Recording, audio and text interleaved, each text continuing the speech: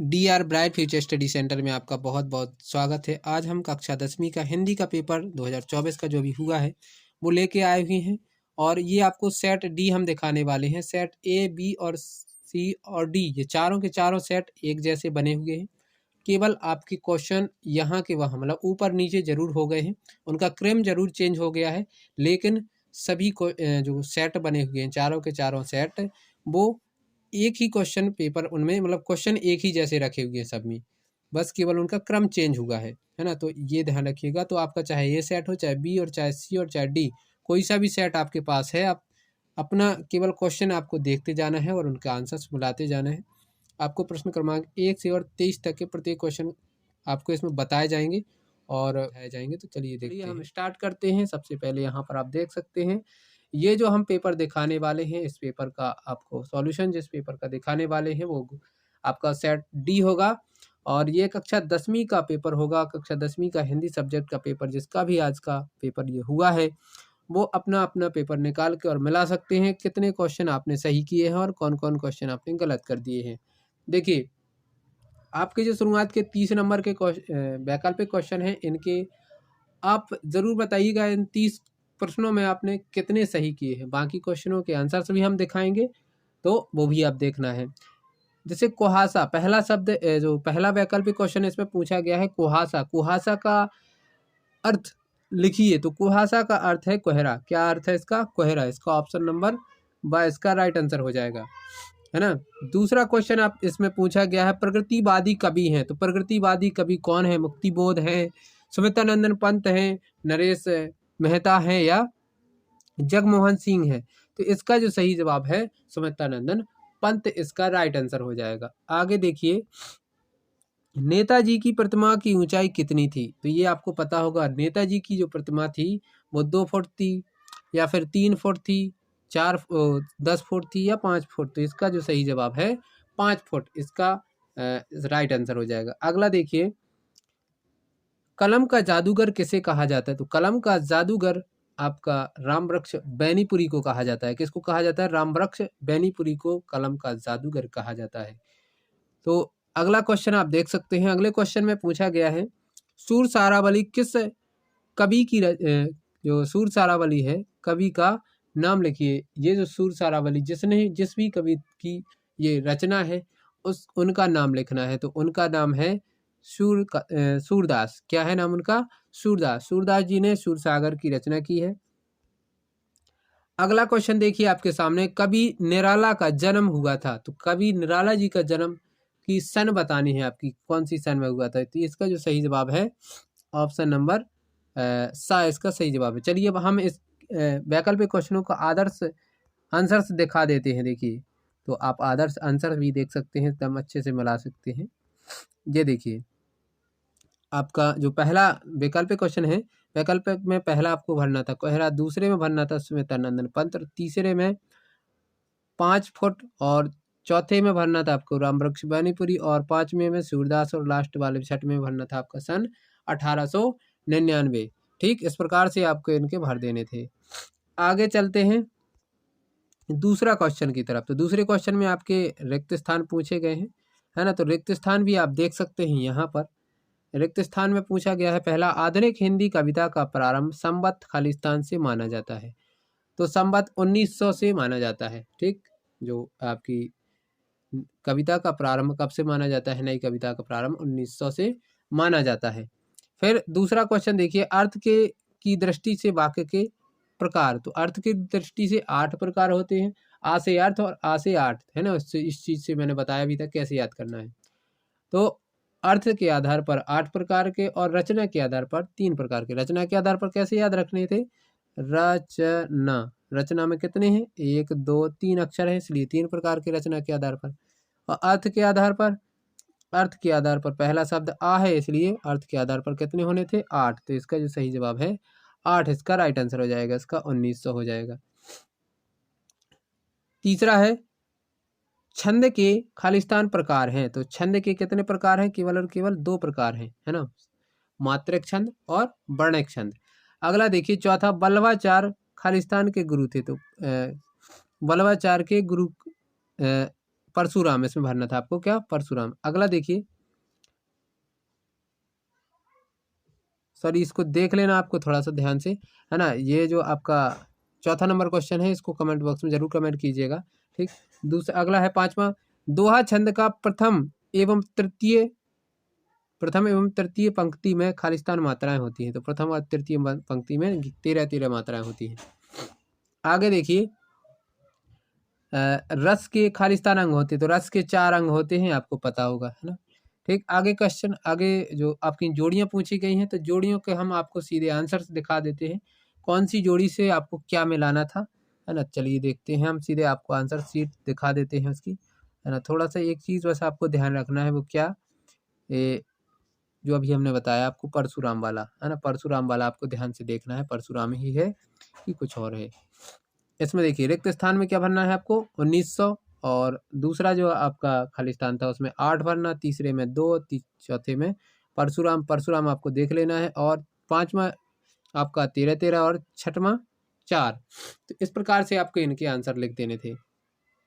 आगे देखिए, पहली जो जोड़ी है शिव पूजन सहाय, तो शिव पूजन सहाय हर सेट में अलग अलग तरीके से दिया गया है ना। तो इसमें जो है क्वेश्चन तो वही है ना, क्वेश्चन वही है, ऊपर नीचे जरूर है, तो यहाँ ध्यान रखिएगा। शिव पूजन सहाय को मिलाना था आपको किसका, माता का आंचल, इससे मिला देना था। और रामवृक्ष बेनीपुरी को मुजफ्फरपुर, ठीक। मैथिली शरण गुप्त की जोड़ी आपको मिलानी थी पंचवटी।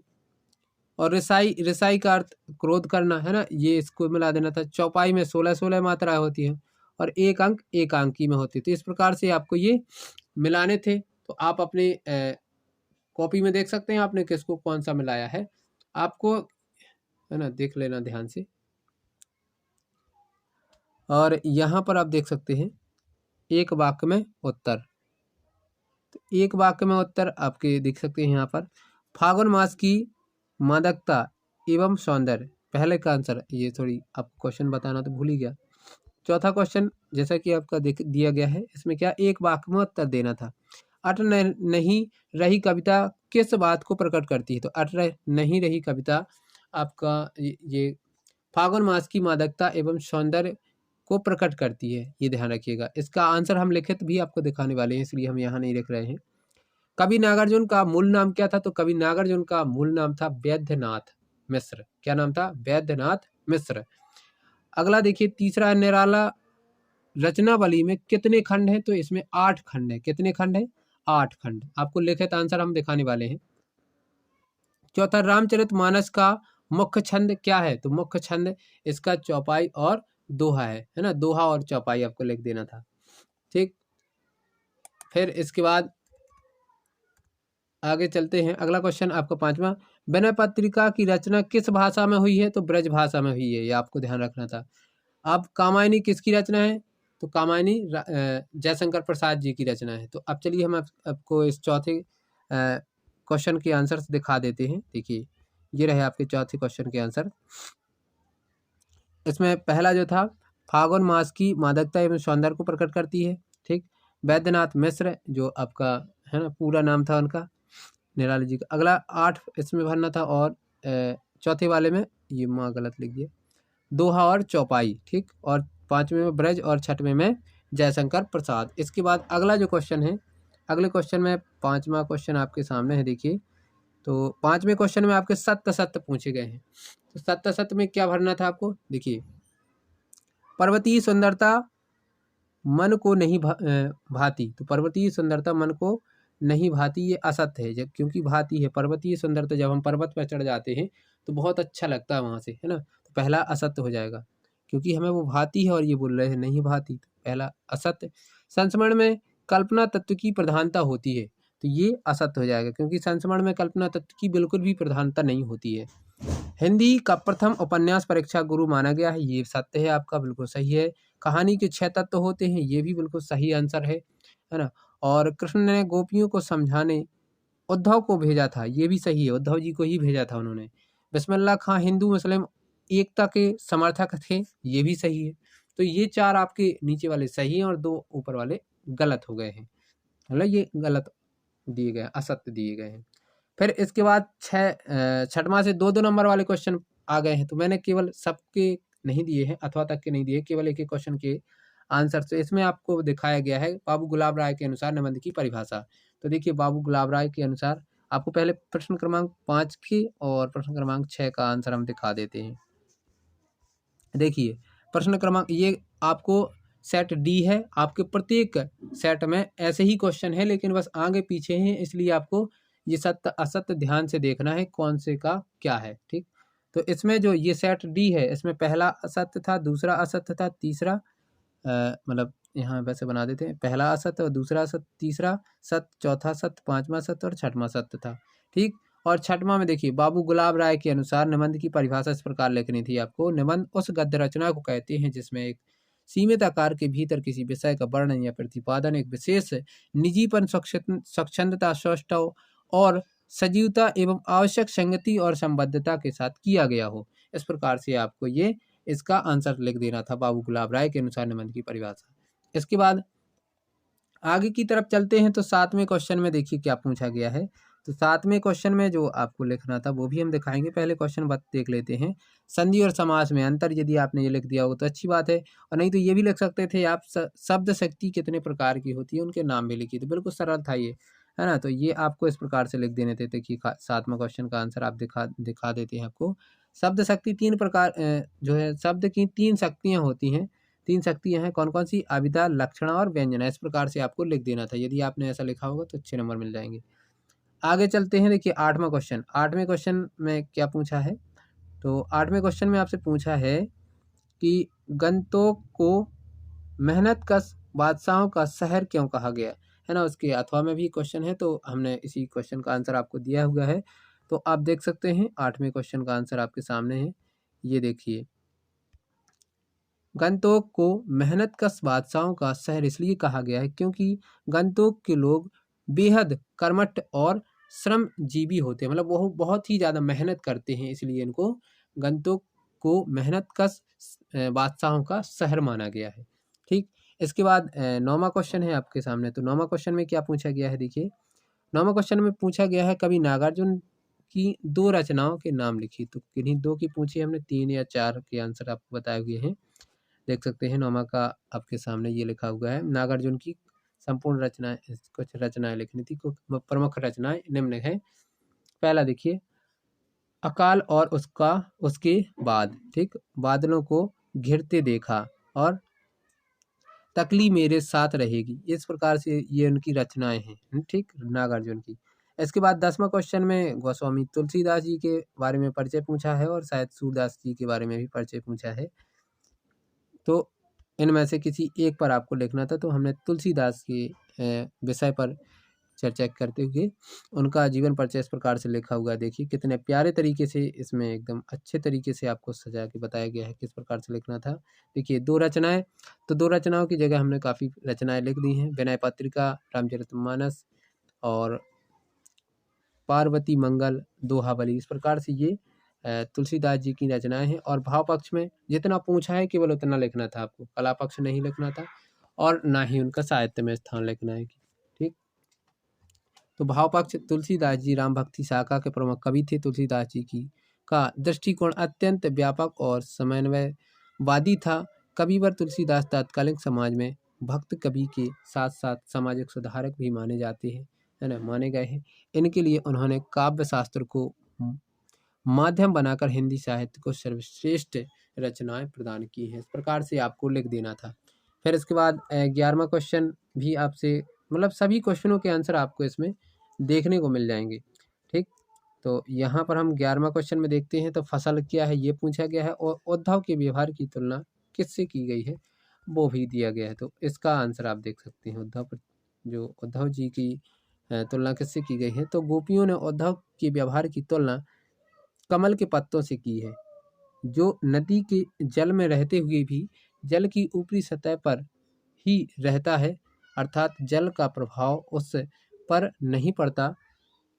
श्री कृष्ण का सानिध्य पाकर भी वह श्री कृष्ण के प्रभाव से मुक्त है ना, इसलिए उन्होंने कमल के पत्ते की समान उनके व्यवहार को बोला है। आगे क्वेश्चन देखते हैं हम। तो 12वां क्वेश्चन कुछ इस प्रकार से दिया गया था। यहाँ पर आप देख सकते हैं 12वां, कविता में बादल किन किन अर्थों को की ओर संकेत करता है? या फिर इसका आप आंसर लिख सकते थे, श्रीमती को पाथेय बनाने से कवि का क्या आशय है? तो इसका आंसर हमने आपको बताया हुआ है। देखिए, हम इसका आंसर आपको दिखाते हैं। 12वां क्वेश्चन, पाथेय का अर्थ रास्ता या भोजन या सहारा होता है ना। पाथेय यात्रा में यात्री को सहारा देते हैं। जो पाथेय होते हैं वो यात्रा में यात्री को क्या करते हैं? सहारा देते हैं। श्रीमती को पाथेय बनाने से कवि का आशय श्रीमती के सहारे जीवन जीने से है। कवि की प्रेयसी उससे दूर हो गई है। कवि के मन मस्तिष्क पर केवल उसकी स्मृति ही है। इन्हीं स्मृतियों को कवि अपने जीने का सहारा बनाना चाहते हैं। इस प्रकार से आपको लिखना था, है ना। यदि आपने ऐसा लिखा होगा तो शब्द सीमा भी पर्याप्त है और काफ़ी अच्छा लिखा भी हुआ है। ठीक, फिर इसके बाद आपको रस की परिभाषा पूछी गई है शायद 13वें क्वेश्चन में। तो यहाँ पर आप देख सकते हैं 13वें क्वेश्चन में यहाँ देखिए काव्य की परिभाषा पूछी गई है, सॉरी, है ना। और पुनरुक्ति प्रकाश अलंकार की परिभाषा पूछी गई है। तो आपको इसको कैसे लिखना था, यहाँ पर आप देख सकते हैं 13वें क्वेश्चन का आंसर। आचार्य विश्वनाथ के अनुसार वाक्यम रसात्मकम काव्यम या रसात्मकम वाक्यम काव्यम, ऐसा भी लिख सकते हैं। तो अर्थात रस युक्त वाक्य ही क्या है? काव्य है। ये इस प्रकार से आपको इसका आंसर लिखना था। फिर इसके बाद 14वें क्वेश्चन का आंसर आपके सामने लिखा हुआ है। काव्य की परिभाषा पूछी गई है 14वें क्वेश्चन में। किसी काव्य को पढ़ने, सुनने या देखने से पाठक, श्रोता और दर्शक को जो आनंद की अनुभूति होती है उसे ही रस में काव्य में रस कहा गया है। ठीक, रस की परिभाषा ये पूछी गई है। काव्य में रस कवि स्थान है, वही, सॉरी गलत लिख दिया यहाँ पर, ये मिस्टेक है, थोड़ा ध्यान रखिएगा। काव्य में रस का वही स्थान है जो शरीर में आत्मा का है ना। काव्य में रस का वही स्थान है जो शरीर में आत्मा का है, इसलिए रस को काव्य की आत्मा या प्राण तत्व कहा जाता है या माना जाता है। इस प्रकार से आपको लिख देना था। 15वें क्वेश्चन में रामवृक्ष बेनीपुरी पर आपको उनका परिचय लिखना था। तो 2 रचनाएं लिखनी थी, तो उनके कुछ निबंध लिखे हुए हैं, जैसे गेहूं बनाम गुलाब, है ना, मसाल, बंदे बाणी और विनायको। इस प्रकार से ये उनकी कुछ रचनाएं दी गई हैं। और भाषा शैली आपको इस प्रकार से लिख देनी थी, बहुत ही अच्छे तरीके से लिखे हुई है। और भाषा मतलब भाषा है, इस प्रकार से ये लिखा हुआ है। और शैली में ये आपको लिख देना था। ठीक, इसके बाद आपके कुछ और भी क्वेश्चन है। इसके बाद हमने वृक्षारोपण का आपका निबंध भी बहुत अच्छे तरीके से पहले ही बता दिया था कि आपको ये निबंध अच्छे से कर लेना है, इसी निबंध को आपका आना है। तो ये वीडियो आपको कैसा लगा और कमेंट बॉक्स में ज़रूर कमेंट कीजिएगा। और ये पेपर आपको समय से पहले भी मिल चुका था, है ना, थोड़ा सा समय के पहले मिल चुका था। तो जो भी छात्र टेलीग्राम ग्रुप से जुड़े होंगे उनको इसका काफ़ी अच्छा लाभ मिल चुका होगा। और बाकी जो नहीं जुड़ पाए हैं तो वो अभी भी जुड़ सकते हैं, अभी भी आपके पास समय है। और आगे की जो आपके पेपर होने वाले हैं उनको उनमें थोड़ी सी बहुत हेल्प आपके लिए हो जाएगी। तो इसके लिए आप टेलीग्राम ग्रुप को ज्वाइन कर सकते हैं, और जिसकी लिंक आपको वीडियो के डिस्क्रिप्शन बॉक्स में मिल जाएगी। और यदि ये वीडियो आपको थोड़ा सा भी हेल्पफुल लगा है तो वीडियो को लाइक करके और चैनल को सब्सक्राइब कर लीजिए। आगे की ऐसी ही इंटरेस्टिंग वीडियो पाने के लिए, ऐसे ही हेल्पफुल वीडियो आपको मिलते रहें, इसके लिए आपको बेल आइकन को दबा के जरूर रखना है। तो ये वीडियो कैसा लगा कमेंट बॉक्स में ज़रूर कमेंट कीजिएगा। तो मिलते हैं एक अगले वीडियो में, और आज के लिए इतना ही।